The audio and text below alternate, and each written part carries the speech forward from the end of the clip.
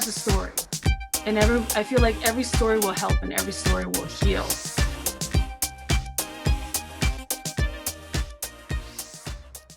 a obviously black background, and this is from the rack. Where I know you've never seen this shirt before. I This definitely didn't.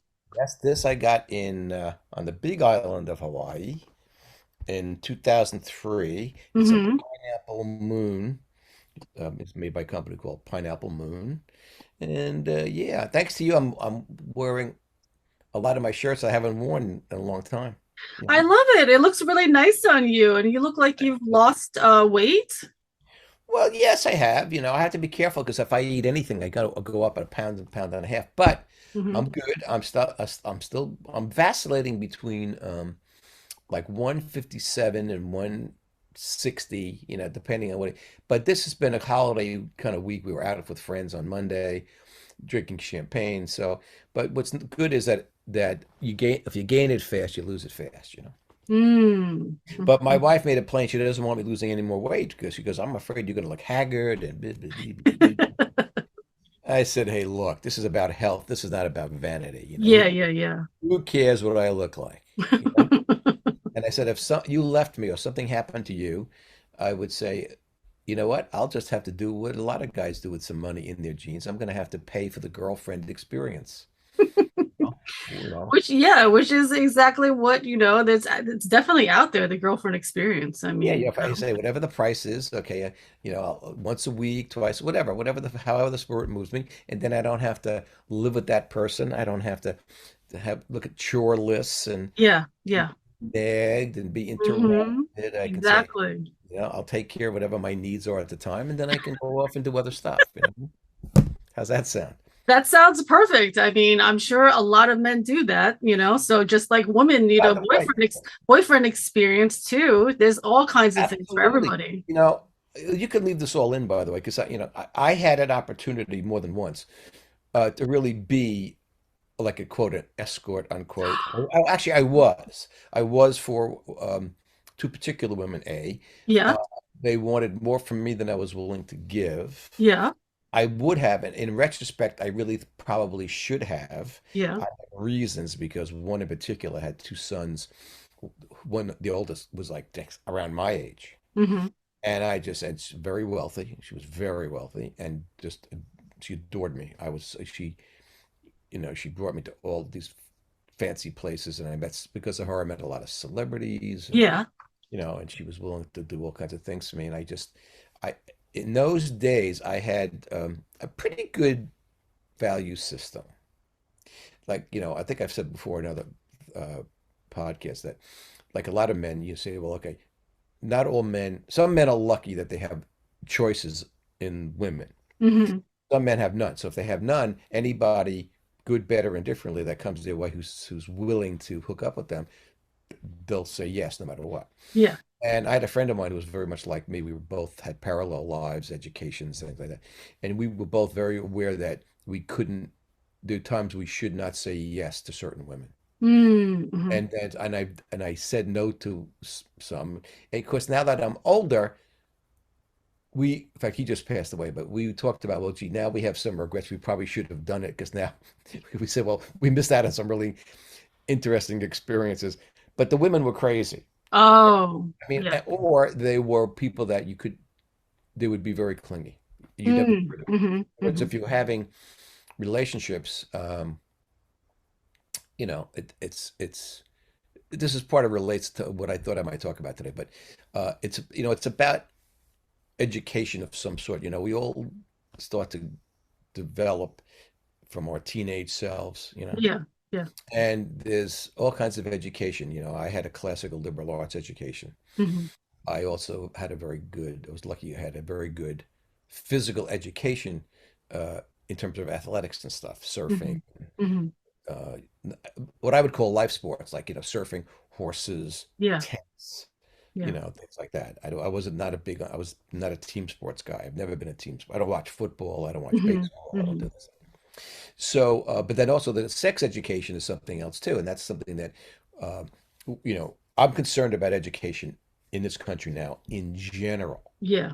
Remember, I've been a teacher since 1968, they got my certificate. So it's well over 50 years now. 50, I think you said 55 last time. And I think that what concerns me both as a library trustee Hmm. and also as a retired educator is how I see an absolute purposeful uh, dim diminishment of the educational process, okay? Hmm. Hmm. Where governments, politicians of a certain sort, like uh, that I always call them the neo-fascist bully Ron DeSantis in Florida and Yeah. Governor Abbott in Texas. I mean, these clowns, they try very hard to make sure that people stay undereducated, ignorant. Hmm. Makes it easy for them to sell their bizarre notions to these people. Yeah. Uh, I mean, it's funny because it's for educated people, like it's so obvious that that's what they're doing. Okay. Yeah. Yeah.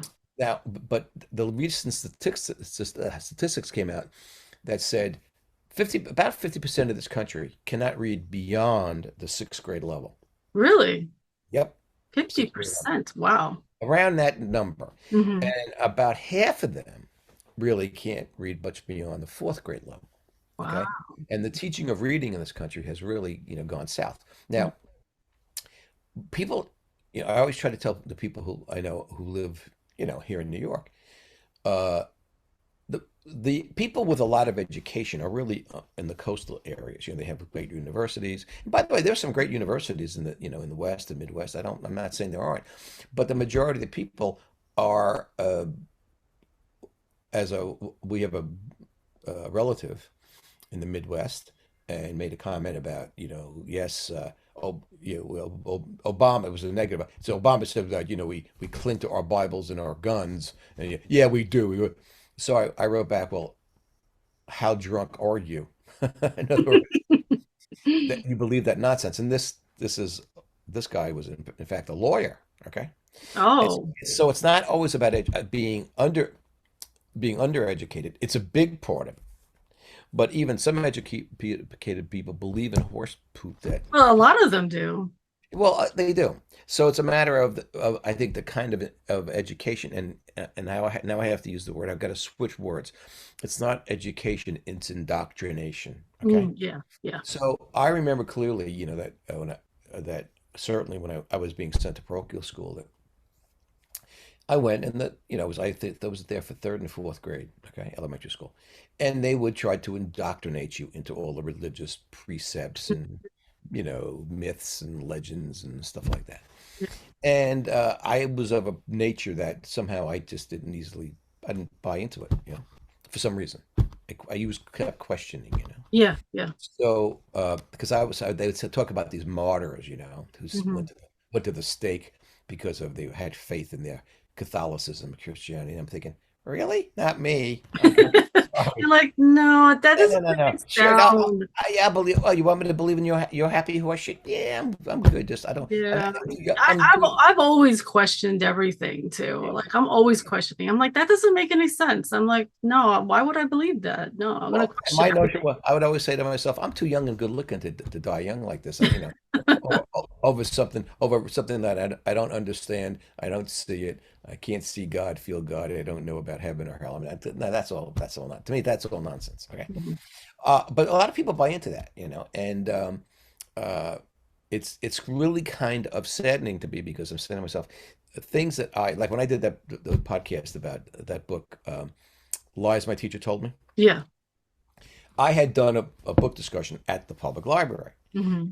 and a couple of the people who worked there, they said, "Oh, we got," they wanted to read the book. They read it, and just last week I was there to sign checks and do some things. And one of the employees said, "Oh, Bill, I can't. I read that book. I couldn't believe it. Oh my God! I mean, you don't realize how much." Nonsense they've been feeding us as American citizens. Hmm. Hmm. Yeah, because that keeps you docile. They Yeah. keep like they're trying to make you patriotic. Yeah. Yeah. One of my favorite quotes of all time was by Dr. Samuel Johnson, 18th century Hmm. scholar. He Hmm. did he did a dictionary analysis, and he said, "Patriotism is the last refuge of a scoundrel.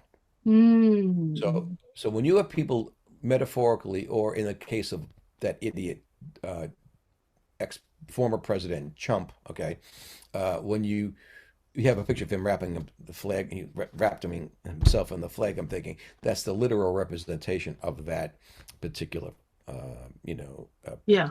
proverb, okay, Yeah. and adage or whatever, and people do that. I mean, I live in a neighborhood where all around during the election, they had all these flags, on their American flags on their lawns and Hmm. on the Hmm. lamp posts, Yeah. and and all of them voted. They're all Republican voters who voted for Trump, and I'm thinking, or for Trump, acolytes. Hmm. I'm thinking, how this is a guy who's trying to destroy democracy in this country, and you're voting for him and people who support him. That's not, you're not a patriot. You're a freaking traitor. Yeah. Yeah. So, but and of course, I used to resist the indoctrination when I was teaching because um, when I was in school, high school, got away with having prayer in school along with the police. Oh, really? Yeah, they had what they called like they didn't. I guess they called it a They didn't call it. I guess it was a secular prayer. It was kind of a generic thing. And they were trying not to offend any particular religion because, first of all, Mhm. it was unconstitutional. Okay, Mhm. separation of church and state. And I But there's, remember, I mean, the separation of church and state still isn't even there because, like, if you're doing pledges of allegiance, isn't that still to God?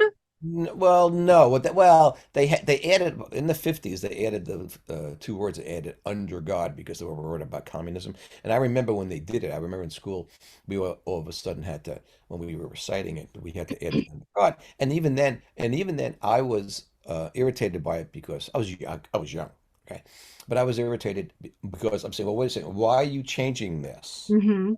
And I wasn't sure.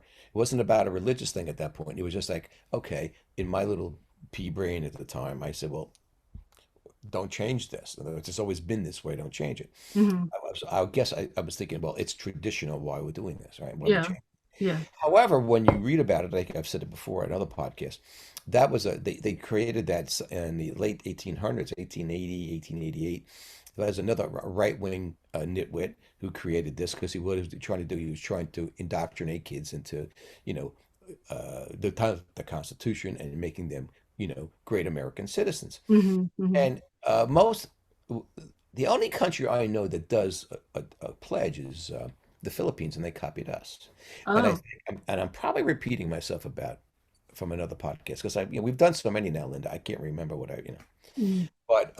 but when they did it, when they first came up with the pledge, students gave what we would now call the Nazi salute. They'd raise their hand up, palm down and back of and they'd raise it. And so what happened was when the Nazis copied us, and so the politicians in the country said, "Oh, we got to change it." That's when they started putting their hand over their heart. Okay, Hmm. Hmm.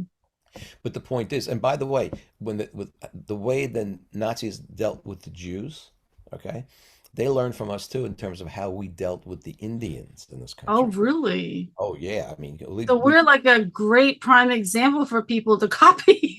yeah, well, the Indians and slaves, not just the Hmm. Indian. I say Indians, but I mean also this how we dealt with our slaves and Hmm. slavery in this country. Hmm. Okay, so they learned lots of bad stuff from us. Yeah. We were really super negative role models. Most people don't understand. They don't know that.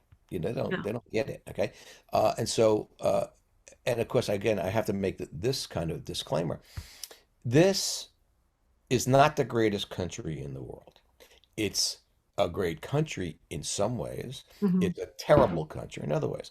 Just like every other country, Italy is a great country in some ways, and in some ways it's a terrible country. There's no such thing as perfection in governments. There's no Yeah. such thing. And like the Republican nitwits would say, "Oh, we're American. This is an exceptional country." These like the word exceptional. Well, yeah, that's a two-edged sword. Oh yeah. Oh, we're exceptionally rich as a country, no question. But also, we're exceptionally cruel to people of color, Hmm. exceptionally indifferent to people who are sick. We Yeah. have no universal health care. Yeah. We have no interest in educating people to their best benefit. Okay. Hmm. Um, Now, going into my education thing. Um, Basically, my classic liberal arts education is based upon humanism. And humanism, I'm trying to think of what year that was really. Humanism kind of was like saying, okay, the precept was they believed in the perfection of the human being, the perfection of the individual. And the notion was the better educated that human being would be, Hmm. the more perfect that human being would be, Hmm. the better human being he would be or she would be, and so on. So that was the whole purpose. Is the idea was not you didn't get an education to make a living. You got an education to become a better, possibly happier, possibly wiser person. Hmm. Okay, and I that was the educational zeitgeist in which I was trained and raised. Okay, it was to you do it to be, and also the notion was theologically was the better educated you were, that meant the better you could know, love, and serve God. Okay, Hmm. so that also helped you be a more perfectible human being. Okay, Yeah. the notion was in theology was a person with a small mental capacity and less knowledge. Think of it as vessels, so that let's say that person has the mind of a coffee cup. Okay, but a person who expanded people who expanded their brains and developed some level of and attained some level of education, they Hmm. have a vessel like a giant salad bowl. Okay, and so the notion was that they would be those vessels in their different sizes could be filled by God's light, love, knowledge, whatever. So, and of course, the theologians would say, now, here's the good news about that. Just because the person with the coffee cup sized brain and soul, and the person with the salad bowl type brain and soul, the person with the small vessel, will not know nor care about the person with the big vessel because they're both going to be filled with God's grace, love, whatever, Hmm. to capacity. See what I mean? Hmm. So it's equitable in that way. It's you say, well, we if we looked from a distance objectively, we'd say, well, look, little Joey here has a teacup brain, okay? Little Sally over here has a salad bowl brain, but and we know that there is a difference, but they don't know that there's a difference. You see what I That's mean? the key right there. That's the key right Yeah, there. yeah, They don't know. yeah. In other words, they say, well, hey, we're filled to capacity. We're Hmm. all good here. Yeah, we're happy. They don't know that they're full. Yep. I mean, do you understand that imagery there? Yeah. Yeah. So, Hmm. and this is what they would sell in theology classes, Hmm. okay? Hmm. So, and I kind of feel this way. I feel that any person or persons, any government that wants to restrain the people over which they have some authority. And by the way, they shouldn't have any authority, but that's that, that to me says you are insecure, you are a hateful, mean-spirited human being, and really, you're making the world a lot less happy place than it could be, Yeah. Yeah. How about that? So Yeah. that's it. So, but so I'm just concerned about, I mean, I'm seeing all this thing about, censoring books and not having certain books on in library shelves and if you come into my house, any of these people who are book banners, Hmm. wanna, they'd be horrified by the stuff in my shelves. Yeah. Yeah. Yeah. Horrified. You should have a you should have a list of Well, books that we can publish, like a little list on the podcast you know, I'll say, description. I don't know if you can see it. Maybe if you can see it behind me. Hmm. Okay, you can see some books now. Yeah. Yeah. And then on my desk, that where this is, I've got a whole big thing. I've got shelves of books there. Yeah. Underneath this desk, I have another shelf, books underneath. Okay, and then down in my what's this? And then down in my library, of course, it's a 20-foot wide wall Of all books. of all books, and it's an 8 foot high, Yeah. 25 feet across, Mhm. loaded. You should compile a list that we can By publish the to way, people. well, you saw it. You saw the No, I list. saw it. Yeah. Yeah. Well, I can't. The list is. I mean, talk about it's. what they call it's compendious. I would have a huge amount. In fact, I just was saying to one of my friends on Monday night, we had dinner with them about how I really have to redo my shelves because, for example, I was looking for a book I had for since I was in high school. Hmm. I started reading the dialogues of Plato when I was in the 10th grade. Oh, Okay. wow. Yeah.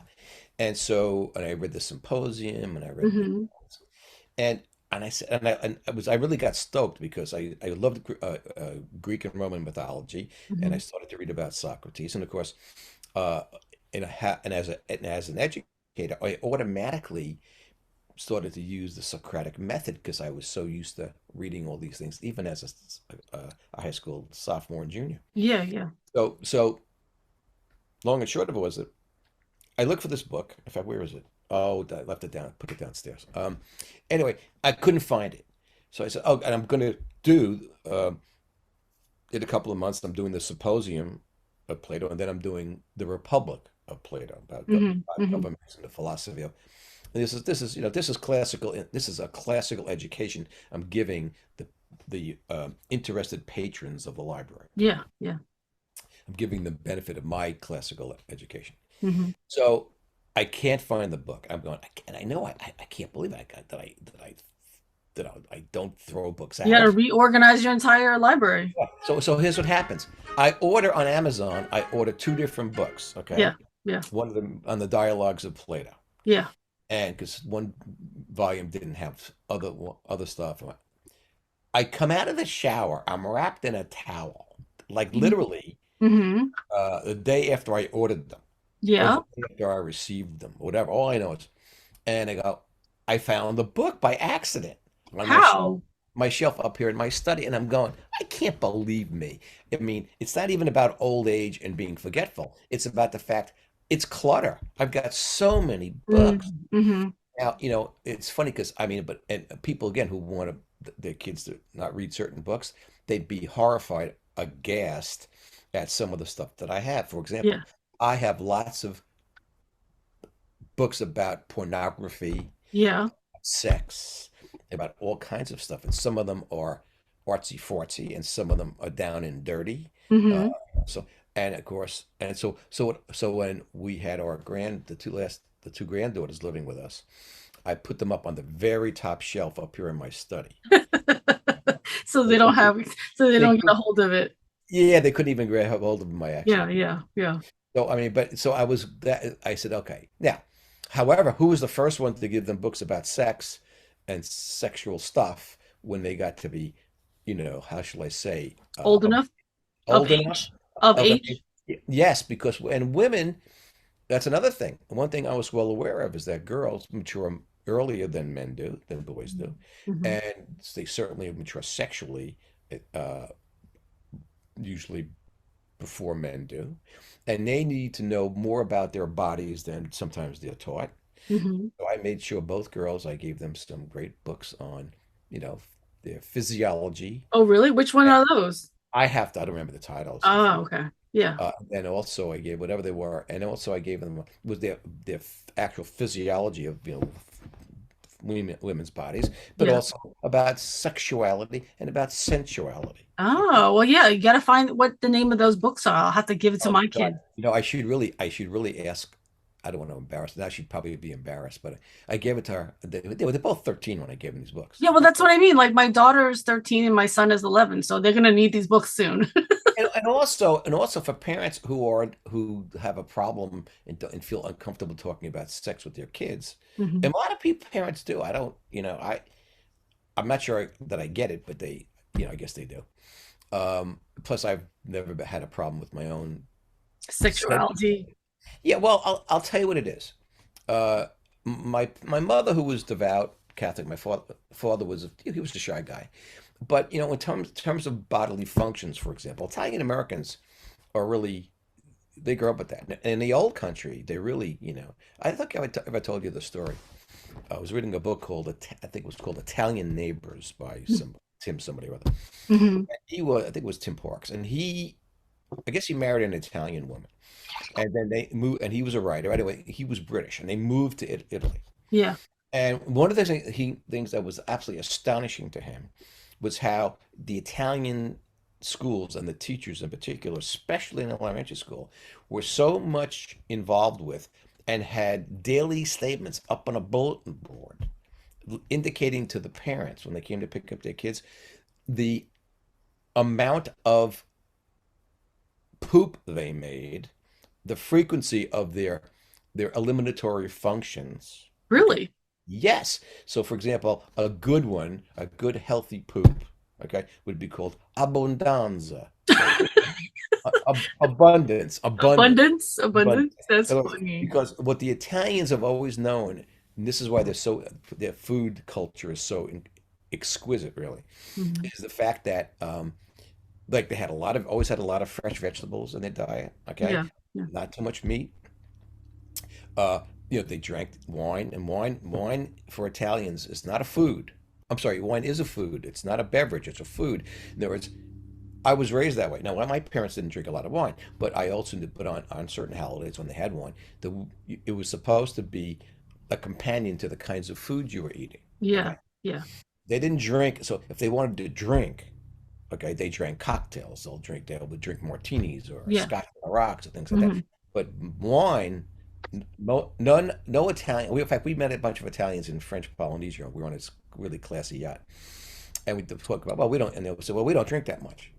Well, what we found out after spending a week with them is, oh, they drank a lot, but it was mostly when they were drinking, they thought about it as cocktails. Ah, They drank, vats of wine, in dinner and lunch and stuff. yeah. But that to them was not drinking. It was Ah, it okay. was hard liquor was drinking. Okay. Oh, okay. So I think that that's something that and of course when you talk about Italian dinners, they always talk about digestivos, for digestion. Yeah, like bitters and stuff like that too, Well, right? not even Or- that. Well, I'll tell you what they would do. For example, Americans, and I guess the French, but Americans would have salad at the beginning. No, Mhm. Italians have salad at the end. At the end. At the end, because the salad, all that roughage flushes their systems. Oh, so at the end it'll like Yeah, all that everything else roughage is now. going to help your eliminatory functions. Oh, I didn't know that. Yes, you stick with me, honey. You'll be farting through There were, syllabus. yeah, so salad at the end. Yeah, salad at the Well, end. like Asians have oranges at the end, so that must help Yeah, the yes, because digestion system too yeah, then. because they're fibrous. Okay, they've like lots of fiber in oranges. Hmm. Hmm. So, I mean, the ancient cultures were well aware of that. It was hard, and that's what helped keep them healthy was, making Yeah, sure the systems, their body, their, you you need know, the fiber.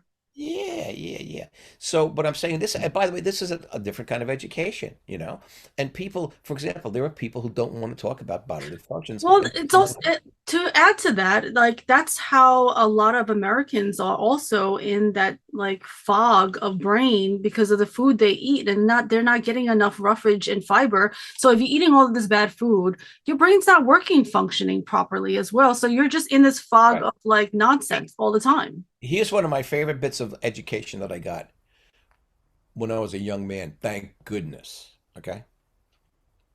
And by the way, they just came out with a whole bunch of articles this last few days. And here's what it said. Here's what he told me. He said, well, I guess he called me by my last name because I was, he says, Mr. Schiavo. I said, yeah. We were talking about certain kinds of male functioning. He said, oh, by the way, he said, if you want to not get prostate cancer, here's Mhm. here's what you need to know to make sure your prostate is healthy. Drink plenty of water and have lots of orgasms. And I'm going, well, I'm I'm not that crazy about the first thing, but the second thing, I'm your guy. Okay, Yeah, yeah. you know. I had a colleague of mine said, you know what? He said, I believe in having what did he say? Was it at least I don't know. I guess he said a week. He says, yeah, I believe in I have to have at least one orgasm a week, even if I have to do it myself. Hmm. Hmm. Okay, so which I thought was really funny because he was saying I'm not only going to have orgasms with women, I'm going to masturbate to have orgasms Yeah. because now. So what's happened? They found out that actually, without getting to all the statistics, they found that men who averaged in the certain ages, like from, let's say, I don't know, 20 to 49 or something, Hmm. that the optimum amount of orgasms, how about that, was 21 orgasms a month. Really? That's all. Yeah, that's quite Wow. that's quite That's a bit. quite a bit. And by the way, I was always happy to comply with, that. I You're don't like, see the hey, if it keeps problem. you young Yeah, and yeah, healthy, yeah, you're like, you gotta absolutely. comply. Yeah, you sleep better, you're less stressed out, you're less Yeah. nervous and fidgety, you probably won't get too hostile. I mean that's one of my arguments about pornography is, in a positive way, is that probably fewer men rape women because they've been so busy masturbating to pornography, it keeps them from doing something really Yeah. criminal, Yeah. Yeah. violent Because and they're outrageous. sasatisfied and they're sedated, Yeah, they're absolutely, happy. They've absolutely. they've But had see, their orgasm for the day. yeah, but see, this is a bridge too far in terms of a conversation for a lot of people in this country. Mhm. Um, I mean, I know people who don't want to talk about it. It makes them uncomfortable to talk about bodily functions. Yeah. And look, I'm going to tell you, my wife, an RN, right? She did what, as a mother, what my mother would do. I said, yeah, I'm not really feeling this great this morning. I Hmm. don't know if I want to go to school. And the first, Did you poop? that's it. That's the one. Did you poop? It Yeah. did, yeah. I have these My mother, conversations with my kids. yes, yes, because I have like they'll tell me too. I'm like if they I check on them, like, have you pooped? Like, when was the last time you pooped? Or they'll telling me themselves also now of like, oh, I had a really good one today. I'm like, okay, good. That means you've had enough fiber. If yes, you had enough veg. So we have these conversations normally during the week.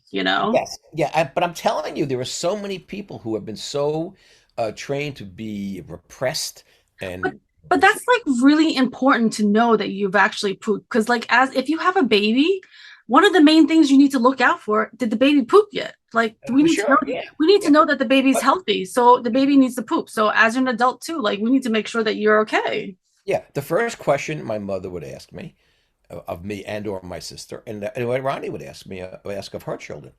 Did you have a BM today? Did you have a bowel movement? Yeah, yeah. Yeah, and of course, the Italian teachers in the elementary schools in particular would actually be observant of that And then put it on the board. on the board. So Absolutely, everybody knows if you had a good poop. exactly, or So not. then the funny thing it would be is that now you're gonna have a competition of like, oh, I want to have a good poop. Oh, I want well, I want to be on that board.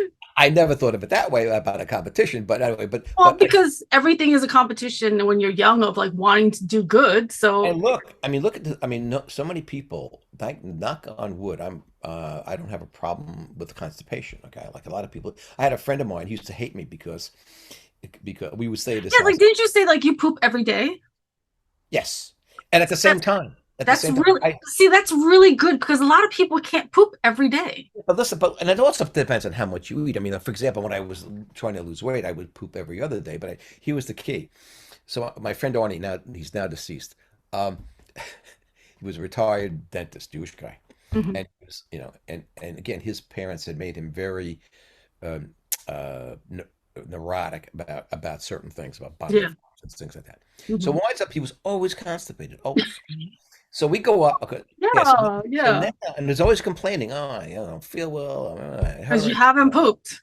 So yeah. So now we go up to his place. Had a place up in Vermont, and we'd stay for 4 or 5 days at a time. Mhm. And then so anyway, but I used to tell him. I said, okay, look, here's the deal, just so you know, because we're going to be living here. He was an early riser, so was I. We both got up at 5:30 in the morning. Mhm. I said, but you have to understand that, tell me which bathroom I can use because it was two. I said, but at exactly pretty much give or take a minute, I'll be there at 6:30 in the morning. Every morning. Every morning. And I said, I call it the AM/BM Express. I was using yeah, I was using train terminology, Yeah, like yeah, yeah. the subways. Yes, yes. AM being express, depending on the kind of dinner you served the night before to us and how much we drank, I might have the occasional, AM local come through. In other words, after my I'd be a little express, slower. yeah, then I might be an unexpected local, and I Yeah. might have to, that's different. But the AM BM Express, you could set your watch to it. Now that Wow. last part, I used to drive him crazy because he'd go, Says, I can't believe that I have to know what time you poop every morning. Yeah, yeah, yeah. You're like, thanks a lot for telling me. Yeah, but he couldn't. He on the one hand he envied me, but on the other hand he just could. We used to irritate him that it was. But I told him, I said, "Arnie, this is one of the reasons why I'm a lot less neurotic than you are." I Because said, I can "Because poop. yeah, well, but I'll tell you what it else does too. In other words, it's also like in terms of the psychological metaphor there. Yeah, yeah. If you're holding on to your Yes. poop, Yep. you're holding on to all the bad stuff in Yes. your head as well as in your body, Yeah. okay? Yep. You're not fluid, you're not Yep. releasing it, okay? No. So for me, so I'll say to my wife, like, how come she'll say to me, she'll forget, oh, how come you're so relaxed? And how come you, well, because I poop every morning at 6:30. What's your problem? Okay? Yeah. What are you holding on to? Well, and this is it. You Well, know, you're literally holding it on to mentally and physically holding on to shit. that's exactly right. Hmm. That's exactly right. Okay. Hmm. And people just don't understand that about their bodies. They just don't understand it. And remember, in fact, it was funny. I guess it was one of the podcasts that we that we didn't do, the one that didn't record. Oh, But you mean the second one we lost? yeah, the second. But I remember, I know I was talking about the one tool of life that you should learn through not only philosophy, studying the philosophy and everything else, but also just from human experience. Hmm. You have to learn how to quote let go. Shit, let Quote. shit go, Let literally and Yeah, figuratively. that's right. Let that stuff go. You have to let go of certain kinds of Hmm. bad feelings, bad memories. I mean, one of the things I have lots of time to be meditative and you know, reminisce and things like that. And the fact of the matter is that I sometimes will have a memory, and I said, "Oh my God, I did that. Really shouldn't have done that," and oh, Hmm. I feel bad. I said, "Wait a second. That's from in the past. I could do nothing about changing that. Whatever it was, it was. I did what I did, okay? And now I gotta let that go Hmm. because it's gonna really ruin my day or ruin It's my gonna eat hour." away at you. Yes, and what happens is, like my mother could never let anything go.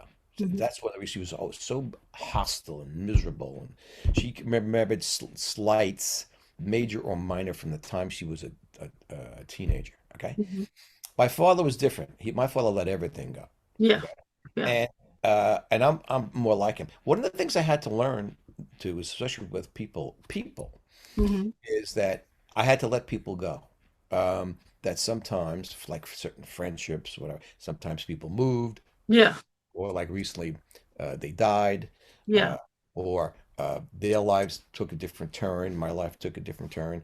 And as much as I may have enjoyed their company, as much as I really had great affection for them, certain women in particular, guess what? You have to let it go. You know, I had to Yeah. let go of my horse at a certain point. Hmm. A dog How do you once. deal with those feelings of missing them and. In my case, it's more uh, cerebral. It's more mental. It's like I'm not experiencing things emotionally, consciously. Hmm. Might be unconscious. I'm not even sure. It's unconscious, right? Hmm. But like I have pictures of my horse and two other dogs all over the place. Yeah, Look at them, and I go, oh my God, yeah. I miss them, but I don't. I miss them, I guess, in an intellectual way. I but know not they're in an emotional way. no, not really. Now, Hmm. I remember that, like, I'm looking over we had a little pocket poodle. Okay, that was when Ronnie got that puppy just before I met her, and I really resented that dog because of that dog. Ronnie had to get rid of a German Shepherd. I had to get rid of a mutt, really, that adopted me from the barn, and we both loved those dogs. But we also said, hey, look, we can't have three dogs. We just can't do this anymore. Okay, she was Hmm. working, I was working, Yeah, uh, you know, and I also wound up selling my horse because I just couldn't afford a second wife and a horse again at the time. I mean, but look, my first marriage suffered because I was paying a lot of money for the horse and spending Yeah, and spending every day at the barn. That's yeah, just not yeah, conducive to a yeah. It's good either the relationship. horse or the wife. You got to pick one. Well, that's it. And I pride and You can't have unlike two females in your life. You can't yeah, have two. well, he was a stallion, but you know No, what? I know. I'm just joking. But Like in yeah, general, yeah. you But can't have two females. unlike a real cowboy, Yeah. I normally would have kissed the girl goodbye and got rode my horse off into the sunset. Instead, I did it reversed. Yeah. Yeah. He went off in the sunset with his new owner, and Oh. I kissed my wife. But my So point is, you don't have any emotions. You missing him? oh, I miss him all the time. Oh I no. mean, and I miss riding. But again, it's like everything else. In terms of the letting go, like, how do I explain this? It's not a visceral thing for me. Hmm. It's not in my stomach. It's not in my Yeah. gut. Yeah. Again, I have pictures all over the house about Yeah. with my Yeah. horse. Okay? And I revere the decade I spent with him. Maybe Uh, you had your time and you feel satisfied with the amount of time you spent with that's Frank. exactly it. Also, Mhm. I'm aware of my personality in the sense. Um, I have an obsessive personality, not a compulsive personality. So, for example, like that's why I've never been addicted to drugs, Mhm. alcohol, Mhm. smoking, whatever. I obsess. So, for example, what I mean by that is that when I find something I really enjoy, Yeah. I go all in. I spend all my time learning, like surfing Yeah. and writing, teaching. Uh, you know, I go all in. I Yeah. spend humongous amounts of hours. I study, I practice, I do it. Yeah. At a certain point, You're done. I'm done. You're done. I sold my boat. My wife couldn't believe it. I sold my boat. Yeah. Remember, I was fishing six days a week, and on the seventh day, I didn't rest like God. What I did was I took the family to the beach, instead of going fishing. Okay, Hmm. Hmm. I'd get in a boat. Okay, we'll go across the Fire Island, and we know. And but when that obsession runs its course, I'm done. Mm. Okay, Hmm. and that helps me. That's a way of. I mean, it helps me let go. Yeah. So now with surfing, I mean surfing, I always love surfing. I still love surfing. I still love to look at surfing. My wife go, why are you looking at surfing? You're an old fossil. Blah, blah, blah. I said I look at surfing the way old football players look at football games. Yeah. Yeah. It Yeah. was something they did. They loved it. They played baseball. They loved baseball. I said, so I'll watch surfing, and I remember how good I was and what I did So and where I. that's more visceral where you have the emotions attached to that, right? Because you No, can but feel it. I still, no, I don't No? feel it. I don't feel it. I think it. You know what I mean? Hmm.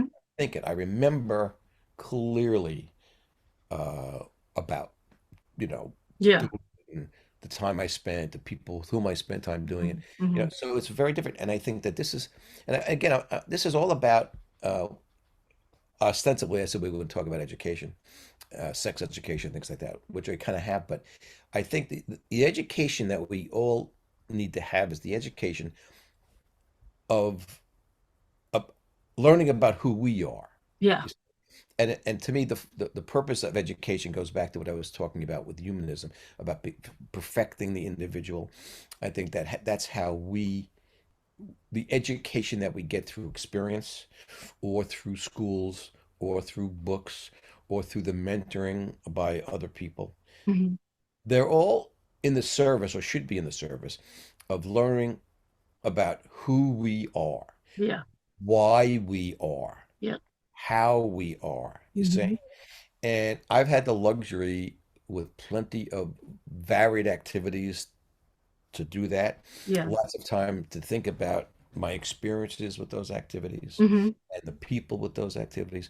I mean, I'm truly grateful for that because it helped me realize who I really am. And by the way, with the bad stuff too.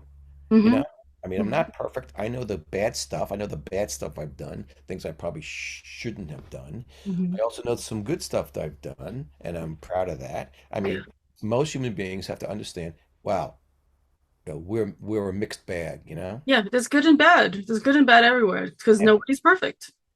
Yeah. So I think and so what bothers me about these politicians trying to stifle, education in terms of banning books, especially Because books. they don't want to know, they don't want you to know about the bad things that's Yeah, happened. but also, I mean, look, the fact is that, like, look at what they're trying to do with history. They want people to know about American history because it's going to say, well, we were a bad civilization in a bad Hmm. country. Hmm. Well, you know what?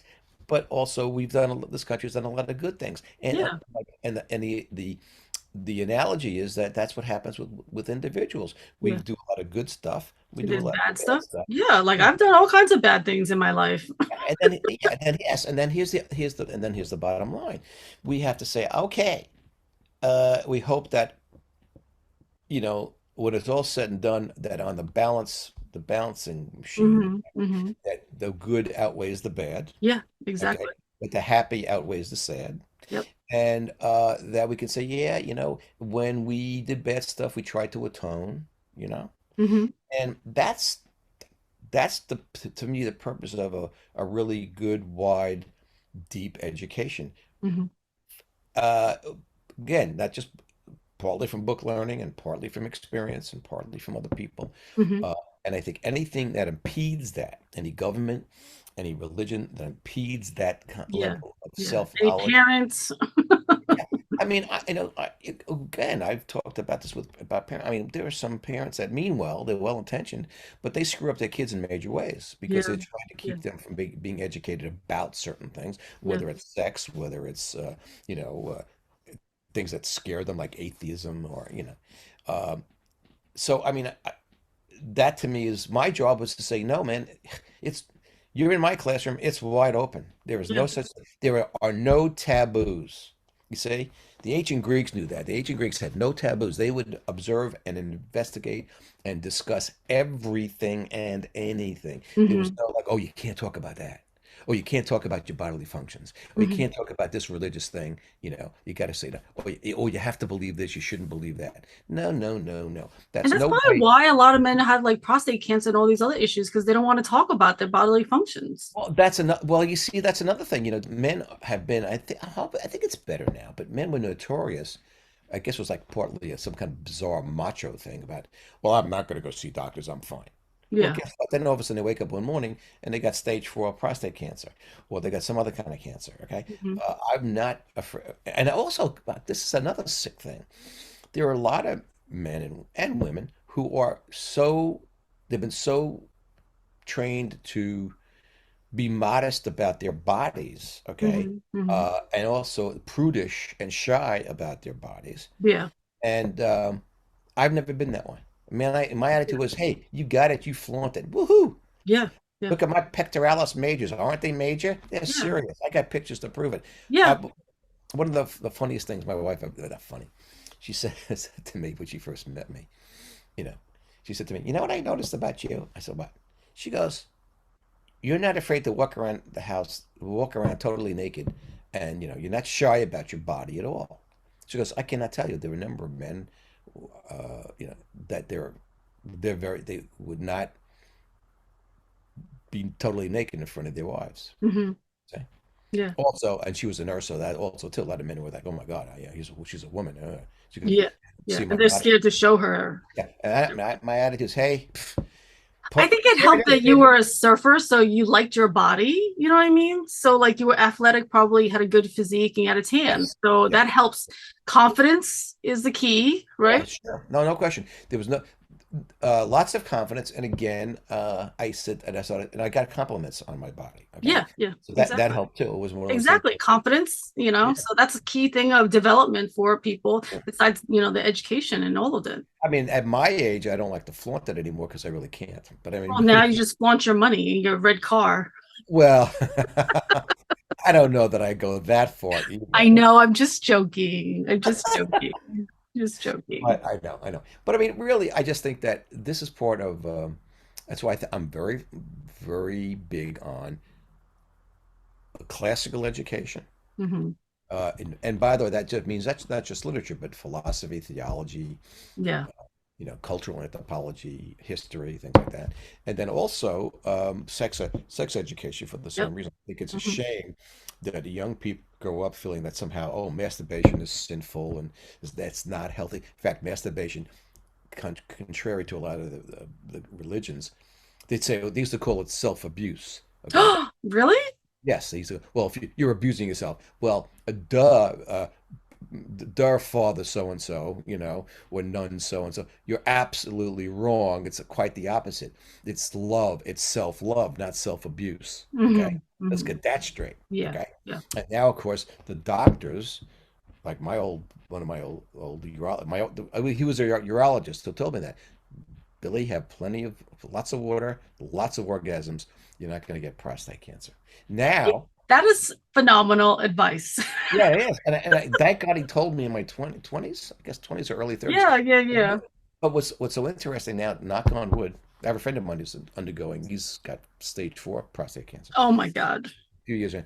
And so um, I always kid my family doctor, who's a woman, she's an internist, and every time they do my blood work, they'll do what they call, not every time, but about once or twice a year, she'll do what they call a PSA test, that they test the antigens and to see if you have any prostate cancer. Yeah, yeah. Tell if you have prostate cancer or not. So usually, if you have a 4.0 or more, they go, okay, we got to watch this. Once it gets beyond like 6.0, they go, okay, we're going to need to deal with this. All right. So remember, that's 4.0. You know what, my prostate, I could tell you this, I don't care because, again, this is why I'm not modest. Two. I'm now 77. My prostate numbers are continually between 0. 0.4 to zero point 0.6. Hello? So here's what I tell my internist. Here's what I Wow. tell my doctor. Oh, come on. You're my doctor. Now you know. I've got the prostate of a 22-year-old. She laughs. She laughs hysterically like you're laughing. Okay. And Yeah, yeah, yeah. I tell it Yeah. to everybody. I go, Yeah. yeah, I got the prostate of a 22-year-old. I'm not worried about that. Well, I mean, just look at it. You go poop every single morning, the same time. You have zero fucks to give anymore, and That's you right. let shit go. So those are the key things to having a And, healthy, balanced life.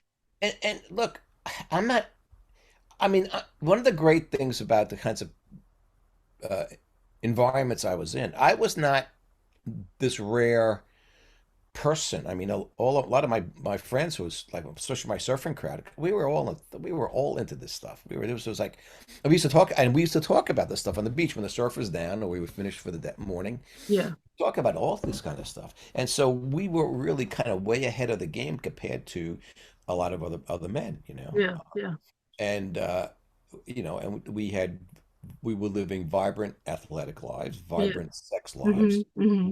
where I don't remember any of the guys being as immodest as I come off to people. You want the truth? I was not the only one. Yeah, These guys, I used to always say, and I said it in an early podcast about surfing and stuff. Surfers felt when they could conquer or do well on Mother Ocean with these waves that were unpredictable, if they hmm, could survive yeah, and also ride artistically and aesthetically doing something which is very difficult. You ask yeah, anybody beginning to surf, it's a very difficult sport. Talks about balance. You got to conquer your fear of the ocean. I yeah, mean, a whole bunch of stuff involved. Okay, yeah. they were all like me. We were all considered to be quote cocky unquote. Yeah, because I was not the only one. you did something amazing out there in the ocean. So That's you right. have that confidence of like, I did that. Yeah, most people don't do stuff like that. They No, really, that's why most people are not confident. They're sitting at home playing their games. yeah. I mean, they Like, what really. confidence do you get from that? And here's goes back to another podcast that talked about educating kids. What was the one key thing I knew? What was the secret to educating kids and also making them enjoy going to your class and wanting to listen to you is you didn't constantly criticize them, okay? You built up their confidence. Hmm.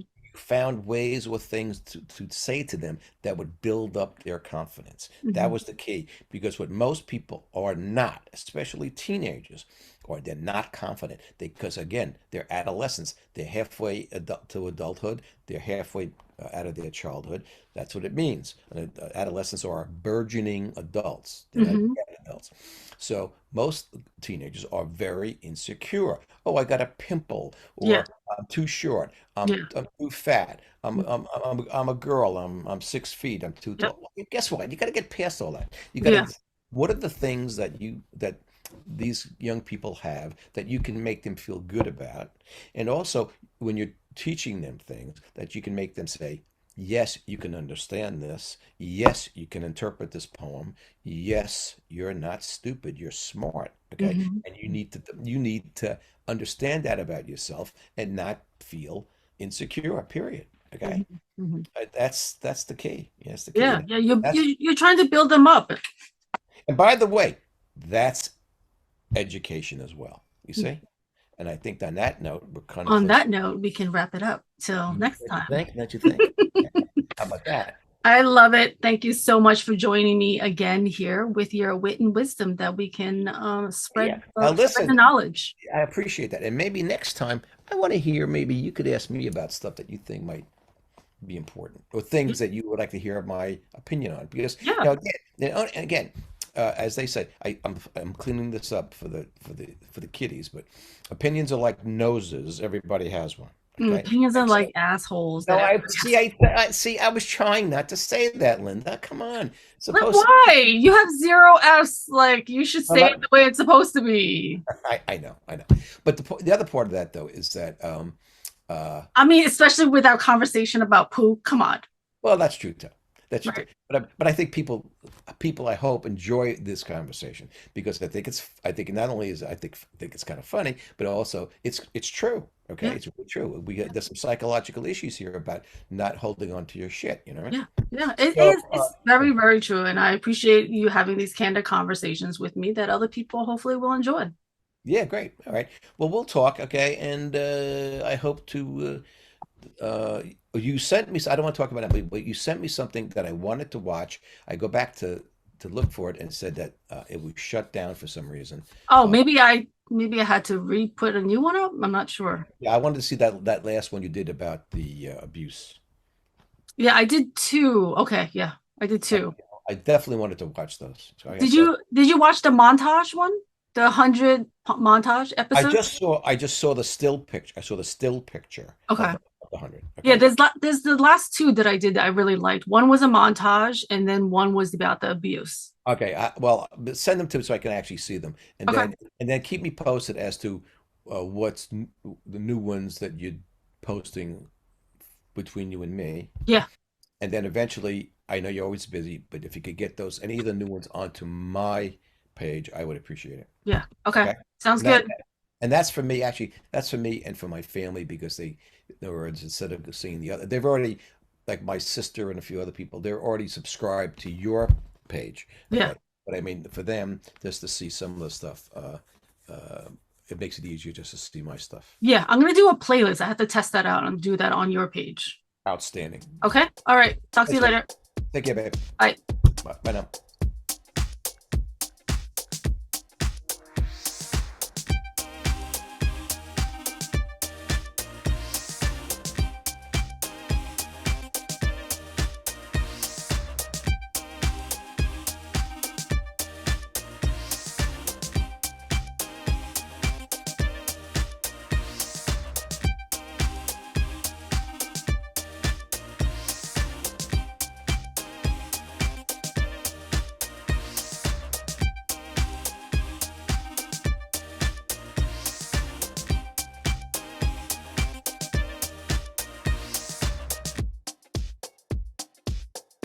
Like finally getting back to me, my art. All I want to do is art.